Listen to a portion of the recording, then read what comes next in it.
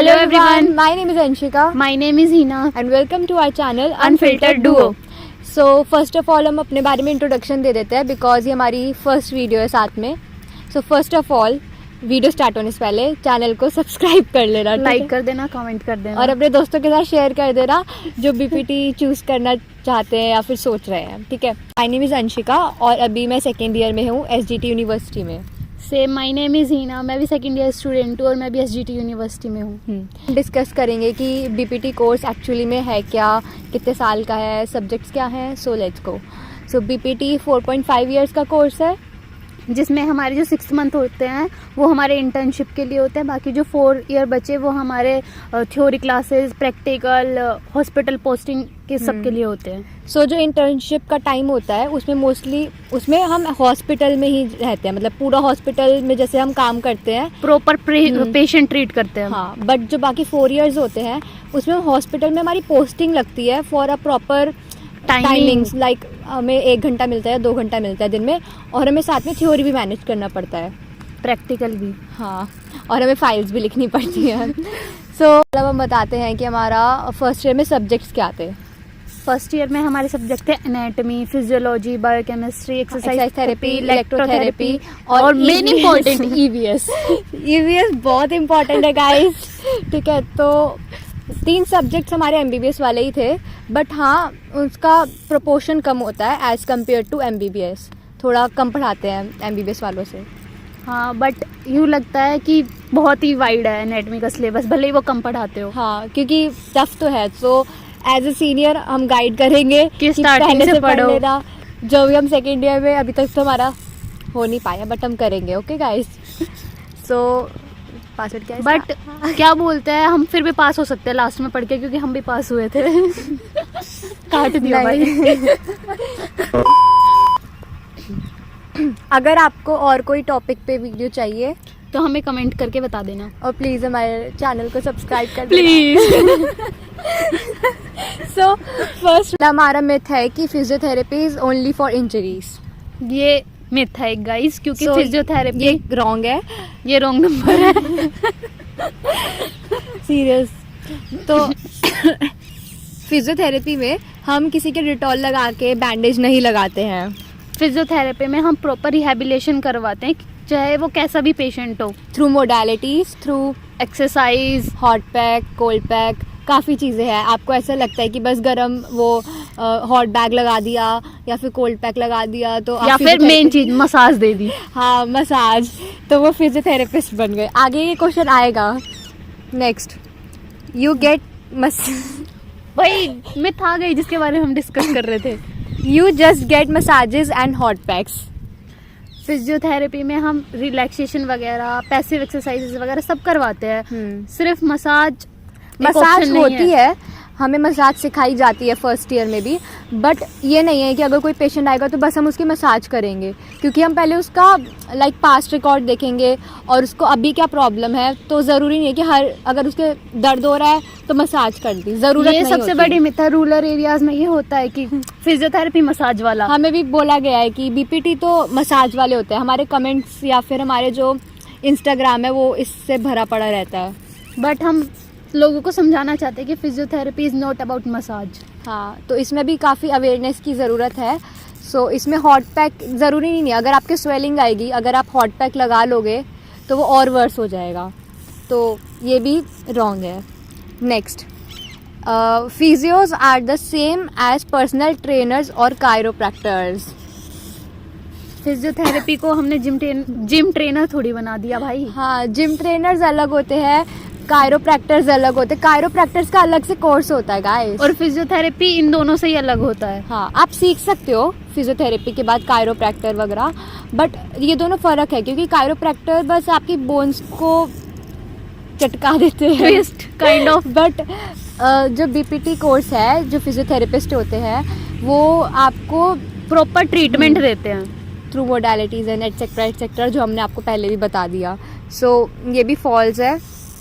हमें डायग्नोस करना होता है पहले, स्पेशली ये नहीं कि पेशेंट ने बोला दर्द हो रहा है तो ले हॉट पैक लगा दिया उसके। और फिजियोथेरेपिस्ट बनने के लिए ना एनाटॉमी बहुत क्लियर होनी चाहिए। हाँ, पहली बता रहे फर्स्ट ईयर, क्योंकि एनाटमी बहुत वास्ट है और हम सोचते हैं कि एंड में पढ़ लेंगे, फिर मसल्स याद नहीं रहती। एंड में फिर वही पढ़ा जाता है जो सिर्फ एग्जाम पर्पस के लिए होता है। PYQs। Okay, so next, if it doesn't hurt I don't need physio. अगर जब तक वो दर्द नहीं देगा तब तक फिजियो की ज़रूरत नहीं है। वैसे जो हमारा पेन होता है ना, वो हमारा लास्ट साइन होता है किसी भी हाँ। चीज़ का। तो जब हमें पता है कि हमें ये दिक्कत कर सकता है तो हमें कंसल्ट कर लेना चाहिए ना डॉक्टर को। लोग यही सोचते हैं कि दर्द होएगा तब डॉक्टर के पास जाएंगे, बुखार वर्स हो जाएगा तब डॉक्टर के पास जब जाएंगे। सिम्टम्स दिख रहे हैं तो कंसल्ट कर हाँ। लेना चाहिए डॉक्टर को। बट ये है कि अगर आपको हल्का सा अनईजी फील हो रहा है कहीं पे, लाइक शोल्डर में या एनीथिंग, शोल्डर सबसे कॉमन एरिया है, सबका दर्द होता है, तो आपको फर्स्ट ऑफ ऑल जाना चाहिए फिजियोथेरेपिस्ट के पास। लोग नॉर्मल डॉक्टर्स के पास चले जाते हैं जिन्होंने MBBS वगैरह करी होती है, बट वो लोग नहीं ट्रीट कर सकते इवन इसको। MBBS वाले लोग अपनी फिजियोथेरेपी कराने आते हैं फिजियोथेरेपिस्ट के हाँ, पास। तो वो लोग आपको फिजियोथेरेपिस्ट वाला ट्रीटमेंट नहीं दे सकते। वो पेन किलर्स दे देंगे, पर आप पेन किलर्स कब तक खाओगे? तो आपको अच्छे से अगर अपना ट्रीटमेंट करवाना है बिल्कुल लॉन्ग टर्म के लिए, तो आप फिजियोथेरेपिस्ट के पास ही जाना। नेक्स्ट, इट वर्क्स इंस्टेंटली और नॉट एट ऑल। मतलब कि ये या तो तुरंत कर देगा वरना नहीं करेगा। पेशेंस बहुत ज़रूरी है। हाँ, ऐसा नहीं है कि हाँ जब आप जाओगे पेशेंट एज अ पेशेंट बन के, तो जब वो आपको करेगा तो आपको बहुत रिलैक्स फील होगा, फिर आपको वो पेन फील होगा, बट आपको वो भी करना है जो आपको फिजियोथेरेपिस्ट गाइड करेंगे कि आपको घर जाके ये एक्सरसाइजेस करनी है। और एक सेटिंग में तो कुछ सही नहीं होता। हाँ, आप सोचो कि आज मैं चला गया और उसने तो हॉट पैक लगाया था तो मैं घर में बस हॉट पैक लगा लूंगा, तो उससे नहीं होगा। बहुत मेथड होते हैं चीज़ों को सही करने के लिए। नेक्स्ट है हमारा, physiotherapist can't help in chronic और complex conditions. So this is also a wrong conceptions या मिथ, क्योंकि अगर किसी का एक्सीडेंट हो जाता है वर्स, लाइक उसके पूरे फ्रैक्चर हो गए, पूरे पैर टूट गए या फिर हाथ टूट गए। नी का एग्जांपल ले लेते हैं। अगर उसकी हाँ। नी फ्रैक्चर हो जाती है या नी में कुछ हो जाता है, तो जब तक उसका जो बोलते हैं ना, क्या बोलते हैं सर, प्लास्टर, हाँ, प्लास्टर बंधा रहता है, जब तक तो कुछ होता नहीं है। फिर बाद में वो क्रोनिक ही बन जाता है, तो उसके हाँ। बाद फिजियोथेरेपी की नीड होती है उसको वॉकिंग करवाने के लिए या फिर किसी भी चीज़ के लिए। अब नी रिप्लेसमेंट हो जाता है, जैसे कि एजेड जो लोग होते हैं उनका नी रिप्लेस होता है कुछ एज, सर्टेन एज के बाद जाके, तो फिर उनका उस टाइम तो वो ऑपरेशन हो जाएगा, बट उसके बाद उसका प्रॉपर फंक्शनिंग करवानी होती है, तो हमें उसमें फिजियोथेरेपी की नीड होती है। किसी का प्लास्टर है तो फिर अगर वो जब हट जाएगा तो अब आपको मूव करना होगा हैंड, अगर आप प्रॉपर नहीं करवाओगे तो आगे जाके प्रॉब्लम हो सकती है। अभी हम कहीं और डायरेक्शन में जा रहे थे, सो अगर और कोई रिलेटेड वीडियो चाहिए बिल्कुल स्पेसिफिक टॉपिक पर, तो आप मुझे कमेंट कर देना, तो हम ज़रूर आपका कमेंट देखेंगे। नेक्स्ट है मिथ कि हमें फिजियोथेरेपिस्ट के पास डॉक्टर के रेफरल से ही जाना चाहिए, जो करेक्ट भी है। हाँ हाँ। ठीक है। कभी अगर जो एजुकेटेड लोग होते हैं उनको तो वैसी नॉलेज होती है हाँ। कि कहाँ जाना चाहिए, किस डॉक्टर को कंसल्ट करना चाहिए। बट ये सही भी है कि मतलब आपको अगर डॉक्टर कह रहा है तो फिर तो आपको प्रॉपरली सोच समझ के जाना चाहिए। फिर है फिजियोथेरेपी। नेक्स्ट मिथ है फिजियोथेरेपी इज़ पेनफुल। हाँ, पेनफुल तो होता है, कुछ चीज़ें पेनफुल होती है, सब नहीं होती। कभी कभी तो मज़ा भी आता है जब आपको जस्ट लाइक मसाज। हाँ, मसाज में मज़ा आता है जब आपको नर्व स्टिमुलेटर वगैरह करते हाँ। हैं तो। बट जैसे अगर हम नीडलिंग वगैरह करते हैं तो कुछ Painful लोगों को है। पेनफुल लग सकती है, कुछ लोगों को नहीं लग हम्म। सकती। So next, once pain is gone therapy should stopped. मतलब अगर हमारा पेन चला गया तो हमें बंद कर देना चाहिए वहीं पे।